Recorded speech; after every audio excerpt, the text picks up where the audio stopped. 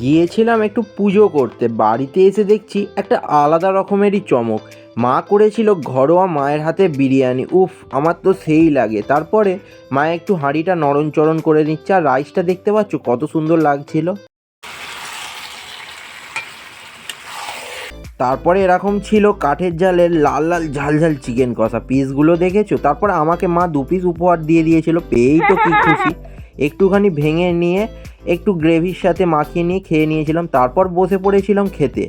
বিরিয়ানিটা তো আমার মা খুব ভালোই করেছিল, আর এটা ঘরোয়া চালের বিরিয়ানি, দেখলে কি মনে হবে দেখো কত লোভনীয় হয়েছিল। তারপর এই লাল লাল ঝাল ঝাল চিকেন কষার একটু গ্রেভি মাখিয়ে নিয়েছিলাম।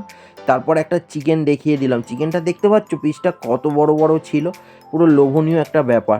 আমার না লেবুটা ম্যান্ডেটরি, কারণ আমি সবেতেই লেবু মেখে খেতে ভালোবাসি। তারপর একটু আলু মাখামাখি করে খেয়ে নিয়েছিলাম একটু নুন নিয়ে, আর এই নিয়ে নিয়েছিলাম কাঁচা লঙ্কা। বিরিয়ানির সাথে কাঁচা লঙ্কাও খুব ভালো লাগে। আর তারপরে একটা বাইট নিয়ে নিয়েছিলাম, আজকের মতো এতটুকুই।